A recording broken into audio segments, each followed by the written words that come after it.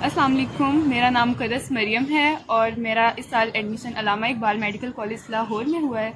मैं आपसे अपना एक्सपीरियंस शेयर करूंगी एमडी कैट के बारे में, आपसे अपने मार्क्स शेयर करूंगी और आपको वो सारे स्टेप्स बताऊंगी जो मैंने उठाए और आज मेरा यहाँ पे एडमिशन हुआ है। तो फिर आपने इस वीडियो को एंड तक देखना है।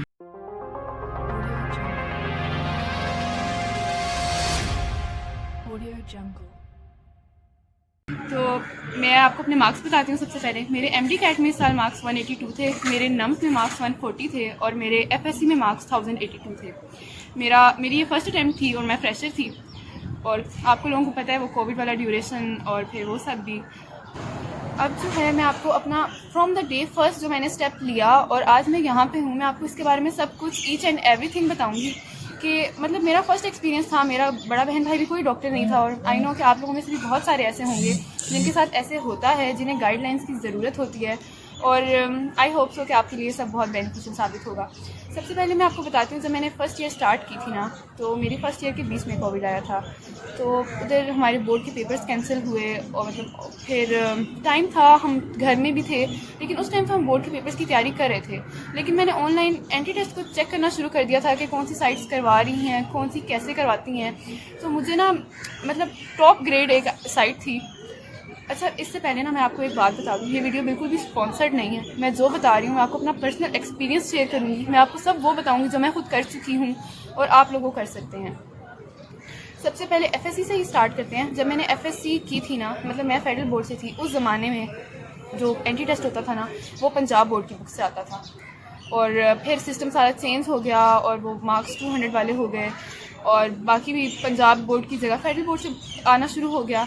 तो जब मैं फर्स्ट ईयर में थी ना, तो मैंने अपनी फेडरल बोर्ड की बुक्स के साथ साथ पंजाब की बोर्ड की जो बुक्स थी ना उन्हें पढ़ना शुरू कर दिया था।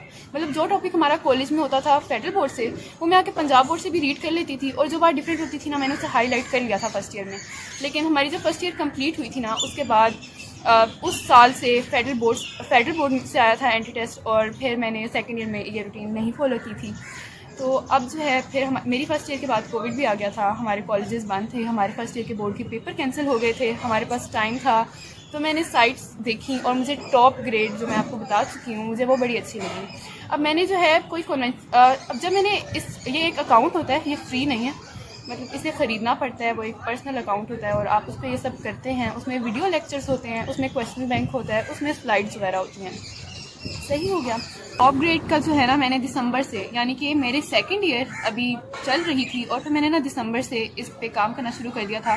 असल में इसमें ये होता है कि इसमें वीडियो लेक्चर्स ना रिकॉर्डेड पड़े होते हैं और वीडियो लेक्चर्स जिस बंदे ने रिकॉर्ड करवाए हुए हैं ना, उसका नाम है डॉक्टर मौज़म मंजूर और वो भी खुद भी अल्लामा इकबाल का ग्रेजुएट है, MBBS डॉक्टर है वो भी। तो बड़े अच्छे लेक्चर्स थे वो, यकीन जाने मतलब कमाल थे वो, बहुत अच्छे कॉन्सेप्ट्स बनाते हैं वो। तो अब हमारी सेकंड ईयर चल रही थी, तो मैंने सेकंड ईयर के साथ साथ ना सेकंड ईयर वाला कवर करना स्टार्ट कर दिया था। मतलब सेकंड ईयर में जो टॉपिक हमें करवा रहे हैं कॉलेज में एफएससी के लिए, वो मैंने इधर से एंटी टेस्ट के लिए भी प्रिपेयर कर लिए। तो फिर रमज़ान आ गया, ऐसी एफएस सेकंड ईयर हमारी गुजर गई और फिर रमज़ान आ गया क्योंकि हमारे सेकंड ईयर के पेपर डिले हो गए थे। तो रमज़ान में मैंने ये करती थी क्योंकि रोज़े के साथ ना मुझसे बुक्स नहीं पढ़ी जाती, तो मेरे पास किप्स की प्रैक्टिस बुक्स थी।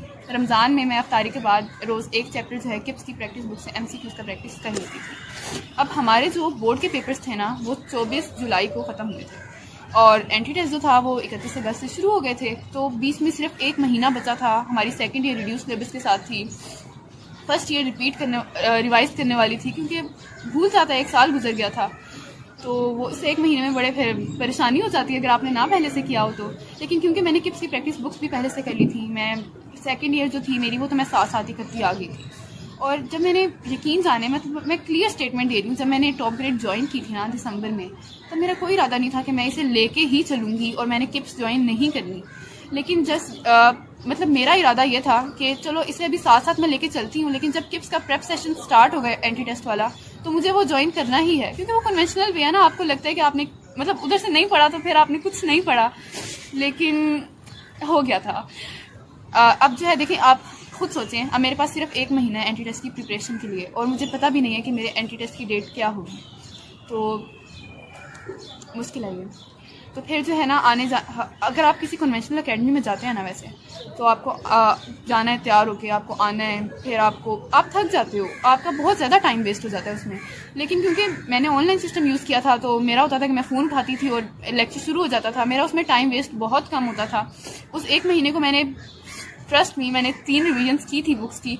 लेकिन अब जो ये वाला महीना था ना, क्योंकि लास्ट ईयर जो है एग्ज़ाम आया था हमसे पहले वाली बैच का फेडरल बोर्ड की बुक से, तो फिर मैंने पंजाब बोर्ड की बुक्स नहीं पढ़ी थी। मैंने सिर्फ और सिर्फ फेडरल बोर्ड की बुक्स पढ़ी हैं, बायो की भी, फिज़िक्स की भी, केमिस्ट्री की भी। मैंने अपनी पूरी एंटी टेस्ट की प्रिपरेशन सिर्फ और सिर्फ फेडरल बोर्ड की ही बुक से की थी।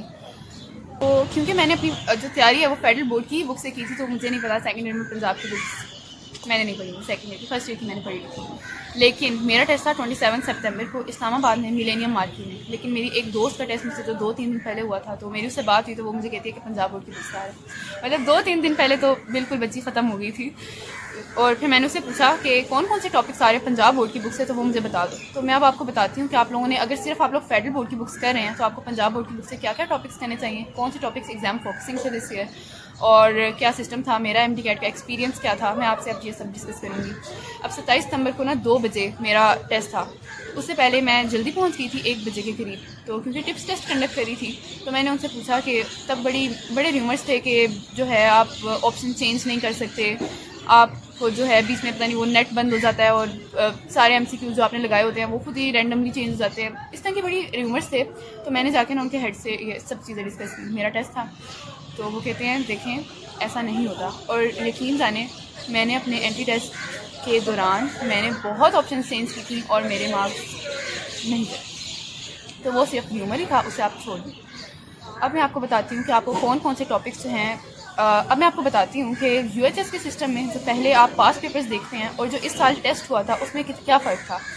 मैंने यूएचएस के 6 साल के पास पेपर्स प्रैक्टिस किए थे। अब आप अभी देखेंगे कि उसमें डेट्स आपसे नहीं पूछी जाती, आपसे साइंटिस्ट के नेम नहीं पूछे जाते। कुछ टॉपिक्स जो हैं यूएचएस के पेपर में बहुत एग्ज़ाम डिमांडिंग, एग्ज़ाम फोकसिंग होते हैं, जैसे कि प्रोजेक्टाइल मोशन वाला है। लेकिन इस साल सब कुछ ही चेंज हो गया था। इस साल जो है मैं आपको बताती हूँ कि ज़्यादा एमसीक्यूज़ किन टॉपिक्स में से आ रहे थे। इस साल सबसे ज़्यादा एमसीक्यूज़ एनिमेलिया में से आ रहे थे जो बायो की बुक में है।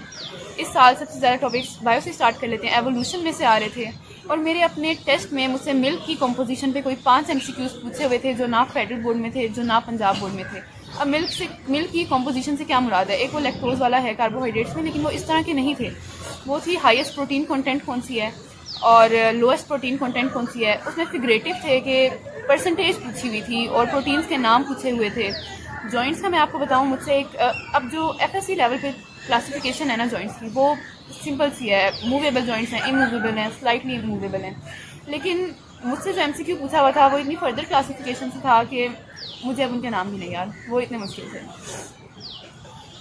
केमिस्ट्री में सबसे ज़्यादा जो टॉपिक्स सबसे ज़्यादा जो एमसीक्यूज़ पूछे जा रहे थे ना, ट्रस्ट मी इस साल मेरे टेस्ट में एक भी न्यूमेरिकल नहीं आया हुआ था केमिस्ट्री में। स्टोक्योमेट्री हम लोग कर करके उसके न्यूमेरिकल्स में हमारा इतना दिमाग ख़राब होता है, और फर्स्ट ईयर में तो बहुत ज़्यादा हैं ऐसे टॉपिक्स जिनमें से न्यूमेरिकल टाइप क्वेश्चंस बन सकते हैं। लेकिन इस साल केमिस्ट्री में न्यूमेरिकल टाइप एमसीक्यूज़ नहीं आ रहे थे बल्कि फिगरेटिव आ रहे थे। अब जो है फिजिक्स में ज़्यादा न्यूमेरिकल्स ही थे। वैसे फिजिक्स हो जाती है, आपके पास कंसेप्ट है तो फिजिक्स हो जाती है। और इंग्लिश तो बहुत सिंपल थी, लॉजिकल रीजनिंग की तैयारी को आपको बिल्कुल ज़रूरत नहीं है, ये तो आप उसी वक्त वो रैंडम होता है।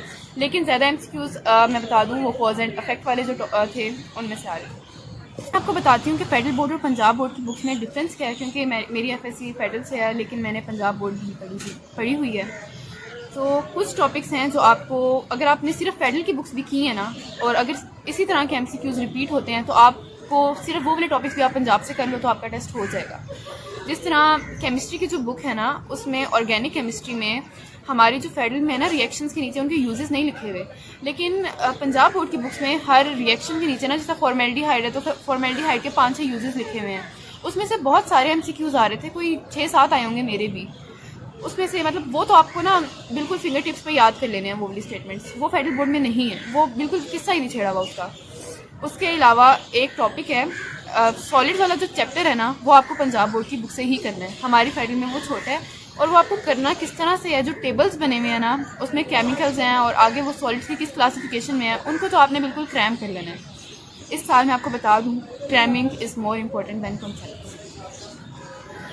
उसके अलावा आपको जो बायो की बुक है ना, आप उसको तो लाजमी रीड दें, लाजमी रीड दें आप पंजाब बोर्ड से, क्योंकि मैं आपको बता रही हूँ कि मैंने फ़र्स्ट ईयर में पंजाब बोर्ड की बुक की थी, तो वो लक भी हो सकती है। तो मैं आखिरी दिन जब मैंने अपनी दोस्त से बात की और वो कहती है कि पंजाब बोर्ड ने नहीं पढ़ी तो तुम्हारा एंट्री टेस्ट क्लियर ही नहीं हो सकता, क्योंकि उसका बहुत ज़्यादा पंजाब में से आया था।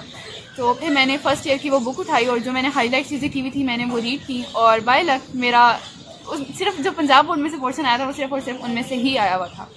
आप अपनी प्रैक्टिस को मैक्सिमम करें। रीडिंग, अगर सिर्फ बुक रीडिंग से एमसीक्यू सॉल्विंग आपको नहीं आती, आप जितने ज़्यादा एमसीक्यूज प्रैक्टिस करेंगे ना, उतने ज़्यादा आपके चांसेस हैं कि आपका एडमिशन पब्लिक सेक्टर में हो जाएगा।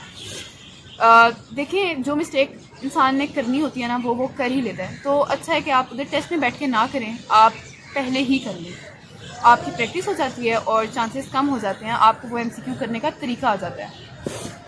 लेकिन मैं आपको एक चीज़ क्लियर करना चाहती हूँ। देखें, जो होता है ना एफएससी के बाद वाला टाइम और फिर एंट्री टेस्ट होता है, इसमें ना आपका जो डिसीजन होता है वो बड़ा लाइफ मेकिंग होता है आगे से। अब मैं रिस्क लेने वाली बात है ना, मतलब सब किप्स ज्वाइन करते हैं, मैं ऑनलाइन सिस्टम पे बैठी हुई हूँ, लेकिन मैं आपको कुछ बातें बताती हूँ कि कौन सी चीज़ें थी जिससे मुझे लगा कि ये सिस्टम मेरे लिए परफेक्ट है और मुझे इसी को लेके ही चलना है। देखिए, फर्स्टली जो टॉप ग्रेड की जो मुझे बातें पसंद थी ना, एक उसमें रिकॉर्डेड लेक्चर्स थे, मैं रात को 12 बजे भी ऑन करती थी ना, और मैं उनकी स्पीड भी बढ़ा लेती थी, मैं 2x भी चला लेती थी उन्हें। तो और उससे अच्छी बात ये थी कि वो वाइट बोर्ड और मार्कर पे नहीं पढ़ाते थे, वो स्लाइड्स के थ्रू, प्रोजेक्टर्स के थ्रू पढ़ाते थे। उसमें एनिमेशंस भी उन्होंने डाली होती थी, वो टेबल्स वगैरह बना के, फ्लो चार्ट्स बना के वो चीज़ों को ना आपके दिमाग में बिल्कुल फिक्स कर देते थे, और आपको ना ड्यूरिंग लेक्चर रिकॉर्ड करने की ज़रूरत नहीं होती थी। वो जिन स्लाइड से पढ़ा रहे होते थे वो स्लाइड्स आपको प्रोवाइड कर दी जाती थी, और जब आपको ऑल इन वन चीज़ मिल रही है, आपको एनिमेशंस मिल रही हैं, आपको बने बनाए नोट्स मिल रहे हैं, आपको सब कुछ मिल रहा है, तो फिर मतलब उधर से आपके कॉन्सेप्ट्स भी बन रहे हैं। तो मैं उससे बड़ा इंप्रेस हुई थी, और वो जो जैसे मैं बता चुकी हूँ वो डॉक्टर हैं, तो वो वाकई अच्छा पढ़ा रहे हैं। उसके अलावा जो इनका क्वेश्चन बैंक था उसमें मोर देन 20,000 MCQs थे। अब ठीक है, नंबर तो कोई भी पढ़ा सकता है, लेकिन मैंने क्योंकि किप्स की प्रैक्टिस बुक्स भी प्रैक्टिस कर ली थी, अब मैं जब खोलती थी ना उन क्वेश्चन बैंक्स को, तो उसमें किप्स के एमसीक्यूज़ थे, उसमें स्टार्स के एमसीक्यूज़ थे, उसमें स्टेप्स के एमसीक्यूज़ थे, उसमें डॉगर्स के एमसीक्यूज़ थे। यानी कि पाकिस्तान में हमारे एमडी कैट की प्रिपरेशन के लिए जो जो बड़े बड़े नाम हैं ना, उनकी प्रैक्टिस बुक्स के एमसीक्यूज़ उन्होंने एक जगह कंपाइल किए हुए थे। और इससे भी अच्छी बात मैं आपको बताऊँ, उसमें ये होता था कि जैसे आप किसी कन्वेंशनल अकेडमी में जाते हैं ना, तो ठीक है, आपने कोई आज टेस्ट दिया तो आपको हफ्ते बाद वो टेस्ट मिलेगा, लेकिन मुझे अपनी ये बात पता है कि मैंने जो काम आज कर लिया ना, मुझे हफ्ते बाद जब वो टेस्ट मिलेगा तो मुझे अपनी गलती याद नहीं होगी, मुझे नहीं याद रहेगा कि वो मैंने एमसीक्यू उस पर जो मैंने मार्क किया है उसके पीछे रीज़न थी क्या। लेकिन इसमें यह था कि जैसे ही आप एमसीक्यू करते हैं ना, तो वो रॉन्ग है या वो राइट है, वो उसी वक्त आपको ना पता चल जाता है। उसके साथ साथ आपको उसकी एक्सप्लेनेशन भी मिल जाती है कि ये रॉन्ग है तो ये रॉन्ग क्यों है, ये राइट है तो ये राइट क्यों है। उसके साथ आपको फ्लो चार्ट के साथ साथ अपनी परफॉर्मेंस पता चल जाती है, और सबसे बड़ी बात, आपका आने जाने में टाइम वेस्ट नहीं होता। क्योंकि मेरे जैसी बंदी, जो मैं तो घर से बाहर निकलती हूँ तो मैं वापस आती हूँ तो मुझे ऐसा लगता है मैं बस टूट गई हूँ मैं। अब मैं आपको साइट्स का बताती हूँ, क्योंकि मैं बिल्कुल ऑनलाइन सिस्टम्स पे थी, तो कौन सी साइट्स बहुत अच्छी हैं और किन से एमसीक्यूज़ आ रहे थे। और इस साल जो एमडी कैट का था ना, ट्रस्ट मी, ये एमसीक्यूज़ बहुत सारे कॉपी पेस्ट थे, ट्रस्ट मी थे।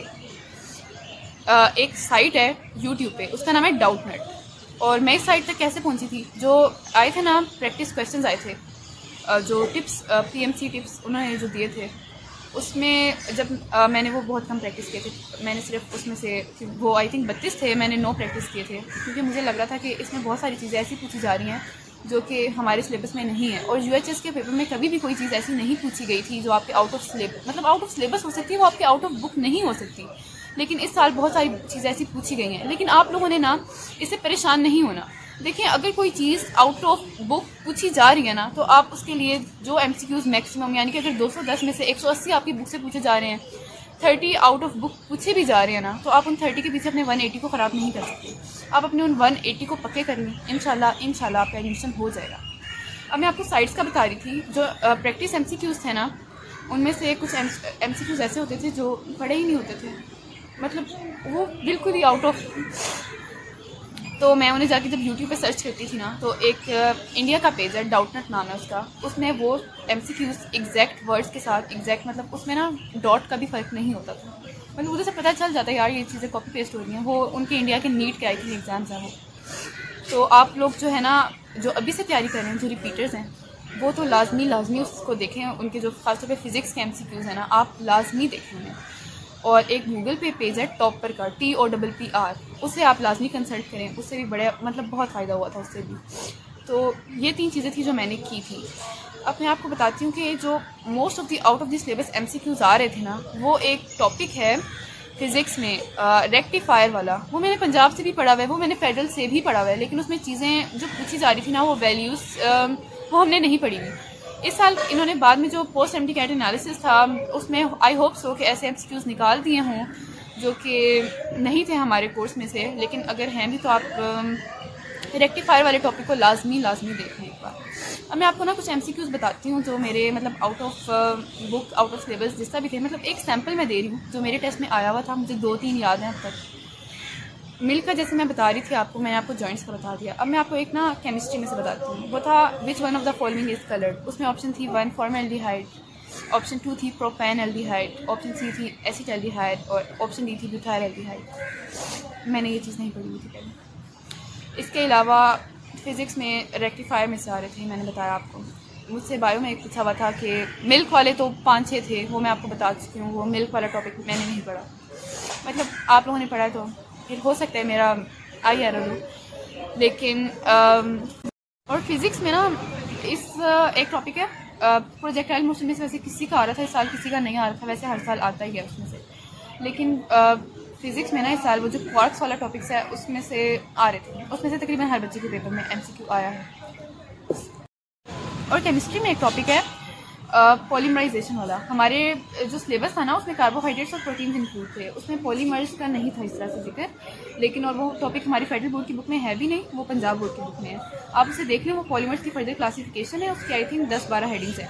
उसमें से हर बच्चे के टेस्ट में MCQs आ रहे थे और 2-3 आ रहे थे। और मेरे भी टेस्ट में काफ़ी सारे MCQs उसमें से आए थे। इंग्लिश की आपको ऐसे ज़रूरत नहीं है तैयारी की, इंग्लिश बहुत बेसिक लेवल पे आ रही है। आप लोगों ने जो FSC में कर लिया ना, वो स्पॉट DRL वगैरह वाली, उससे ज़्यादा नहीं आएगी। आपको बस अब फोकस करना है अपनी बायो पे, फिज़िक्स पे और chemistry. And hope for the best. इंशाल्लाह आप लोग भी अगले साल जूनियर होंगे मेरे, या किंग एडवर्ड में होंगे, या बहुत अच्छे किसी मेडिकल इंस्टीट्यूट में होंगे। बहुत सारी दुआएं आपके लिए, और अल्लाह हाफ़िज़।